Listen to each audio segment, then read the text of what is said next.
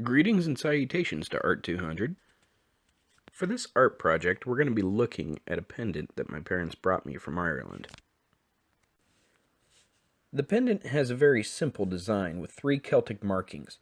I believe that the simplicity of the design, combined with the mysteriousness that seems almost ingrained within Celtic culture and history, it allows for this pendant to have a niche allure for buyers. That kind of thing cements a need for a wider production, and as this pendant's media is an inexpensive pewter alloy, they can be made for on the cheap. Now, when I was given this pendant, I was told that it was my Celtic zodiac sign, but was given no further information. In the zodiac commonly used in America, I'm a Pisces, but in Ireland, their zodiac signs revolve around sacred trees. And it's rather amazing how Ireland treats its trees. I mean, for example, back in the late 90s, a motorway was delayed for 10 years and had to be rerouted around a sacred fairy tree because protecting certain trees are a part of that county's council contract. We'll talk more again about fairy trees later. As you can see, the pendant is composed of 3 different markings, and I'll start from the bottom. The marking at the bottom of the pendant looks kind of like a wave or a current of some kind, and this marking is supposed to be a representation of the ocean god Lir. Lir actually has multiple representations in Irish mythology because when referring to the god Lir, it's actually referring to Manannán Mac Lir, a sea god, who was born of Lir, which is in essence the sea itself. So when one sees a statue of the god Lir, it's actually the son of Lir, Manannán Mac Lir. It's all quite confusing, and personally, I think it's just easier to say that I'm a water sign. Celtic tree astrology uses an old Irish alphabet called Ogham markings to represent types of trees.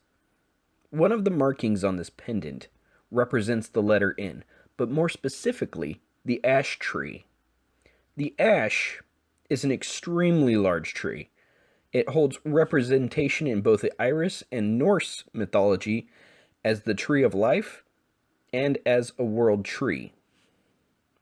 As a tree of life, it is represented as connecting the earth and the sky, but as the world tree, it also connects to many mythological Norse realms. The last marking on this pendant is the 3 dots that are next to the Ogham ash mark.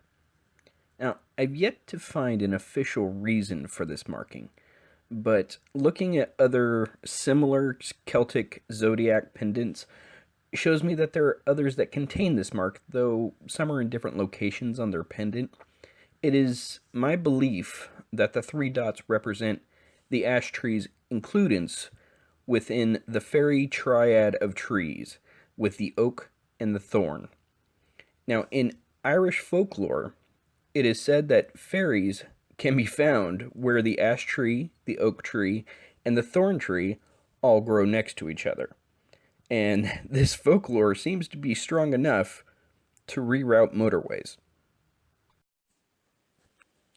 It's obvious that trees play an important part in Celtic culture.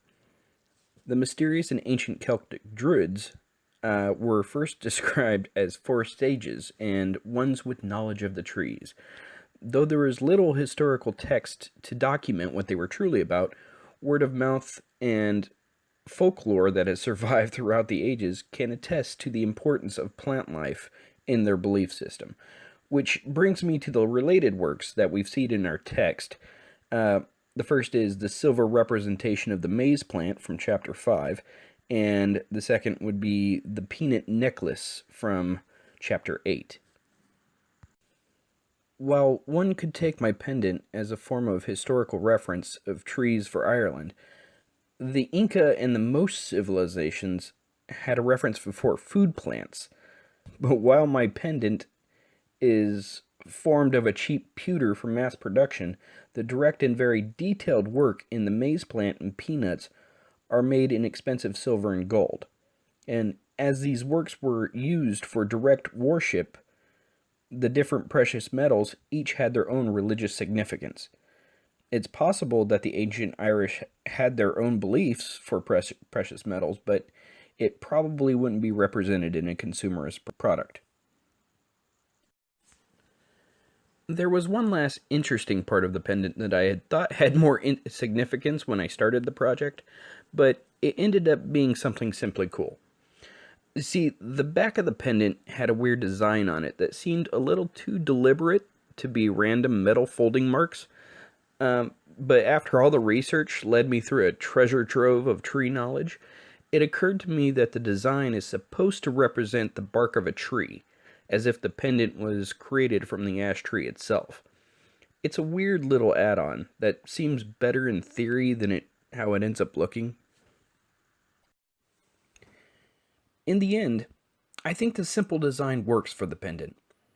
And for only a few markings, there's a lot of historical significance, especially if the fairies keep getting their way. Thank you for checking out this video, and thank you for a fun little class.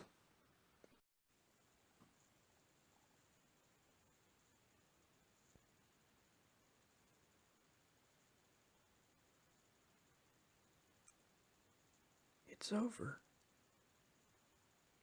Go home. What are you still doing here? Go home. Quit grading papers. Shh, it's over.